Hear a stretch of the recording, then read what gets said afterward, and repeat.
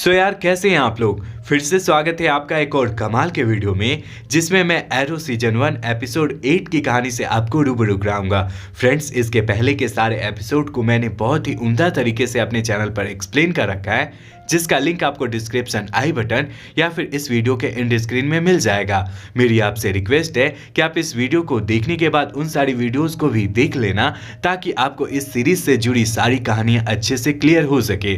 सो यार अब ज्यादा देर न करते हुए हम लोग इस वीडियो की कहानी की ओर आगे बढ़ते हैं। चूंकि ओलिवर को पिछले एपिसोड में हेलन से प्यार हो गया था, इसीलिए इस एपिसोड की शुरुआत होती है और हम लोग हेलन और ओलिवर को एक साथ बेड पर देख पाते हैं। इन दोनों को इस कंडीशन में देखकर ऐसा लग रहा होता है कि ये दोनों अभी अभी फिजिकली इंटीमेट हुए हो। आगे हम लोग हेलन को देख पाते हैं, जो ट्रायड के लीडर और इस चाइनीज लौंडिया को मारने आई हुई होती है। ये चाइनीज लौंडिया फ्रैंक वटनाली के साथ काम करने के अलावा ट्रायड के लोगों के साथ भी काम करना शुरू कर चुकी होती है। बात करें फ्रेंड्स हम लोग ट्रायड की, तो ये एक क्रिमिनल का ग्रुप होता है जो शहर में कई घिनौने कामों को अंजाम देने के लिए जाना जाता है। और पिछले कई दिनों से ट्रायड और फ्रैंक वटनाली के लोगों के बीच में थोड़ा मतभेद चल रहा होता है। यहाँ पर हेलन की मंशा ये होती है कि अगर किसी तरह से हेलन ट्रायड के लीडर को मार देगी तो ट्रायड के लोगों का सारा शक फ्रैंक वटनाली पर जाएगा और सारे ट्रायड के क्रिमिनल मिलकर फ्रैंक वटनाली पर हमला करके उसके सारे बिजनेस को या तो तबाह कर देंगे या फिर फ्रैंक वटनाली को मार देंगे। यहाँ पर हेलन बस फायर करने वाली होती है कि ओलिवर एरो बनकर इसके पास आता है और इसे रोकता हुआ इसे एक रेस्टोरेंट में ले जाता है। यहाँ पर इन दोनों की बातों से हमें पता चलता है हेलन माइकल के मौत का बदला लेने के लिए बहुत ज्यादा बेताब है और वह जल्द से जल्द ये चाहती है कि जो भी इंसान माइकल के मौत के लिए जिम्मेदार है वह उसे मार डाले। सारी बात सुनने के बाद ओलिवर कहता है, देखो हेलन, हर इंसान में बुराई होती है और मुझे ऐसा लगता है कि बहुत सारे इंसान ऐसे होते हैं जो मजबूरी में क्रिमिनलिज्म को ज्वाइन करते हैं। तुम्हें सारे लोगों के साथ ऐसा कुछ नहीं करना चाहिए। अगर तुम शहर में सारे लोगों को मारती चलोगी तो कोई भी ऐसा इंसान नहीं बचेगा जो एकदम से प्योर दिल वाला होगा। आगे हम लोग ओलिवर को डिगल के साथ देख पाते हैं। यहाँ पर ओलिवर हेलन के द्वारा ट्रायड के लीडर पर हमला करने वाली बात बताते हुए कहता है कि पास्ट में हेलन के साथ बहुत बुरा हुआ था, उसके फियांसे को किसी ने मार डाला था और मुझे ऐसा लगता है कि अगर हेलन को मौका दिया जाएगा तब वह एक अच्छी इंसान बन सकती है और हमारे काम आ सकती है। सारी बात सुनने के बाद डिगल कहता है, ओलिवर तुम बेकार में उस लड़की के पीछे पड़े हुए हो, वह बस एक क्रिमिनल है और तुम्हें उसे भी मार देना चाहिए या फिर पुलिस के हवाले कर देना चाहिए। बार बार रिक्वेस्ट करने के बाद भी ओलिवर डिगल की एक नहीं सुनता और हंसते मुस्कुराते हुए हेलन के पास पहुंचता है। यहाँ पर ओलिवर आइलैंड पर हुए कुछ घटनाओं के बारे में हेलन को बताता है और फिर अपनी पुरानी फैक्ट्री में लाता है, जहाँ पर ओलिवर हेलन को आर्चरी के कुछ तौर तरीके सिखाने की कोशिश करता हुआ डिगल से इसकी मुलाकात करवाता है। आगे ओलिवर हेलन को शहर में ज्यादा मार काट न मचाने को कहता हुआ इसे एक मास्क और क्रॉसबो देता है। हेलन शहर में कम मार काट मचाने को तैयार होती हुई क्रॉसबो को हंसी खुशी एक्सेप्ट करती है। इसी क्रम में हम लोग टॉमी और लॉरेन को देख पाते। चूंकि पिछले एपिसोड में टॉमी के पिता मर्लिन ने टॉमी को अपने जायदाद से बेदखल करते हुए इसके सारे अकाउंट को ब्लॉक कर दिया होता है, इसीलिए यहाँ पर लॉरेन टॉमी को ओलिवर के पास जाकर एक जॉब मांगने को कहती है, जिस पर टॉमी हंसी खुशी राजी हो जाता है और ये सीन यहीं पर कट हो जाता है। आगे हम लोग वाल्टर को देख पाते हैं, जो अब तक अपने ट्रिप से वापस लौट चुका होता है और अपने ऑफिस में होता है। यहीं पर फेलिसिटी आकर कहती है, सर, जिस टेम्पेस्ट कंपनी को आपकी बीवी ने पैसे ट्रांसफर किए थे उसके बारे में मैंने कुछ पता लगा लिया है। यहाँ फेलिसिटी एक पेज पर कुछ इस तरह के राउंड बने निशान को वाल्टर को दिखाते हुए कहती है, जिस सफाई से पैसे को ट्रांसफर किया गया है उसे किसी का नाम तो मुझे पता नहीं चल पाया, पर मुझे एक निशान मिला जो हो न हो इस काम के लिए एकदम से जिम्मेवार है। अगर आप इस पेज पर बने हुए निशान के बारे में पता कर लोगे तो 2.8 मिलियन की डॉलर वाली गुत्थी अपने आप सुलझ जाएगी। वाल्टर इस पेज पर बने हुए निशान यानी इस पेज को अपने पास रख लेता है और इस निशान के बारे में ज्यादा से ज्यादा पता करने की सोचता है। आगे हम लोग हेलन को देख पाते हैं, जो ओलिवर के द्वारा दिए गए क्रॉसबो और मास्क को यूज करती हुई एक हंट्रेस बनकर ओलिवर यानी एरो की हेल्प से फ्रैंक वटनाली के सबसे बड़े गैर कानूनी ठिकाने पर हमला करती हुई यहाँ मारकाट मचाती है और फिर यहाँ मौजूद सारी चीजों को पुलिस के हाथों सीज करवा देती है।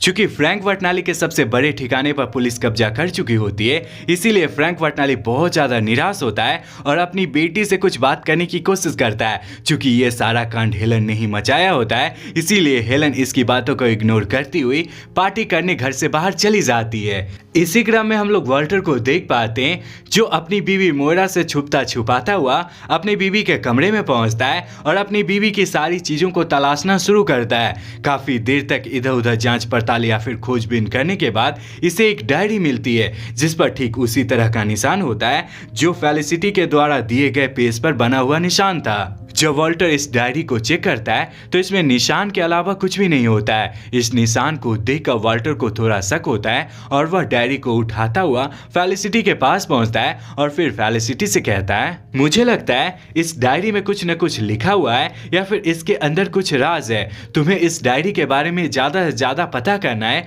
या फिर इस चीज को पता लगाना है कि आखिर इस डायरी पर क्या लिखा हुआ है। वॉल्टर की बात सुनने के बाद फेलिसिटी अपने काम में लग जाती है और ये सीन यहीं पर कट हो जाता है। आगे हमारी नजर ओलिवर और हेलेन पर पड़ती है, जो किसी रेस्टोरेंट में डिनर करने आए हुए होते हैं कि तभी इन दोनों की मुलाकात लॉरेन और टॉमी से होती है। आगे ये चारों डिसाइड करते हैं कि ये लोग साथ मिलकर एक ही टेबल पर डिनर करेंगे। क्योंकि ओलिवर बहुत ज्यादा अमीर इंसान होने के साथ साथ टॉमी का सबसे अच्छा दोस्त होता है और लॉरेन पहले ओलिवर की एक्स से रह चुकी होती है, इसीलिए लॉरेन सबके सामने ही ओलिवर के साथ बिताए गए पलों को डिस्कस करती हुई ओलिवर से टॉमी को जॉब ऑफर करने को कहती है। लॉरेन के द्वारा ओलिवर से सबके सामने जॉब के बारे में डिस्कस करना टॉमी को अच्छा नहीं लगता और वह गुस्साते हुए यहाँ से चला जाता है। वहीं दूसरी तरफ जब हेलेन को लॉरेन और ओलिवर के पुराने रिलेशनशिप के बारे में पता चलता है, तब वह ओलिवर से ब्रेकअप करती हुई यहाँ से चली जाती है। ओलिवर निराश होता हुआ डीगल के पास पहुंचता है और हेलेन से ब्रेकअप होने वाली सारी बात इसे बताता है। इसी क्रम में हम लोग हेलेन को देख पाते हैं, जो ओलिवर के द्वारा दिए गए क्रॉसबो और मास्क को यूज करती हुई ट्रायड के लोगों पर हमला करती है और सबको मार डालती है। चूंकि फ्रैंक वटनाली और ट्रायड के लोगों में पहले से ही तानातानी चल रही होती है, इसीलिए ट्रायड के लोगों को लगता है कि ये सारा काम फ्रैंक वटनाली का है। आगे ट्रायड के सारे मेंबर एक बेहतरीन प्लान के अनुसार फ्रैंक वटनाली के घर पर हमला करके इसे मारने की कोशिश करते हैं। जब फ्रैंक वटनाली पर ट्रायड के द्वारा हमले करने वाली बात ओलिवर को पता चलती है, तब वह एरो बनकर फ्रैंक वटनाली को ट्रायड के आदमियों से बचाने की कोशिश करता है। ट्रायड के इसी हमले का फायदा उठाकर हेलेन भी अपने बाप को मारने के लिए अपने बाप को तलाशने लगती है।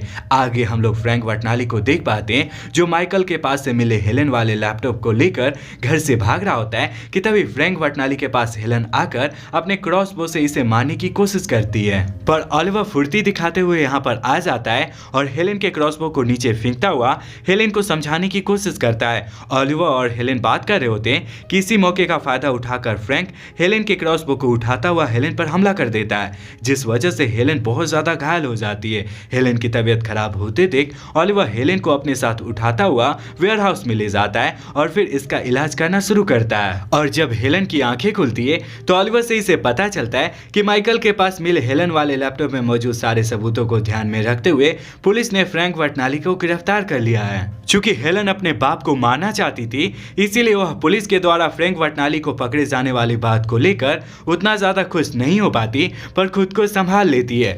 इसी क्रम में हम लोग फेलिसिटी को देख पाते हैं, जो वॉल्टर के ऑफिस में आकर यहाँ के सारे लाइट को बुझाती हुई वॉल्टर के द्वारा दिए गए डायरी को इसे दिखाते हुए कहती है, लाइट को बुझाना बहुत ही ज्यादा जरूरी था। इस डायरी में लिखी गई चीजों को केवल यूवी लाइट से ही देखा जा सकता है। इतना कहने के बाद फेलिसिटी वॉल्टर को कुछ इस तरह का दिखने वाला चश्मा देती है। जब वॉल्टर चश्मे को पहनकर डायरी को देखता है तो इस पर लिखे शहर में मौजूद बुरे इंसानों के नाम वॉल्टर को दिखाई पड़ने लगते हैं। वॉल्टर इस नाम को देखकर एकदम से दंग रह जाता है। इसी क्रम में हम लोग ओलिवर और टॉमी को देख पाते हैं। चूंकि लॉरेन ने टॉमी के लिए ओलिवर से जॉब की सिफारिश की थी, इसीलिए ओलिवर टॉमी को एक मैनेजर का जॉब ऑफर करता है और टॉमी से बात करता हुआ इसे सीने से लगाता है। और इसी के साथ ये एपिसोड यहीं पर खत्म हो जाता है। फ्रेंड्स, इस एपिसोड के आगे की कहानी एपिसोड 9 में दिखाई गई है। अगर आप आगे के एपिसोड को देखना चाहते हो तो कमेंट में नेक्स्ट या फिर नाइस टाइप कर देना। मैं अगले दिन इसके नेक्स्ट एपिसोड को अपलोड करने की कोशिश करूंगा। सो गाइज, अगर आपको ये वीडियो अच्छा लगा है तो मेरे इस वीडियो को लाइक करते हुए मेरे चैनल देसी बुक को ऑल बेल नोटिफिकेशन के साथ सब्सक्राइब कर लेना, ताकि आपको वीडियोस की नोटिफिकेशन मिलती रहे और मुझे आपका सपोर्ट। सो गाइस, वीडियो यहीं तक था। पूरा वीडियो देखने के लिए ढेर सारा धन्यवाद।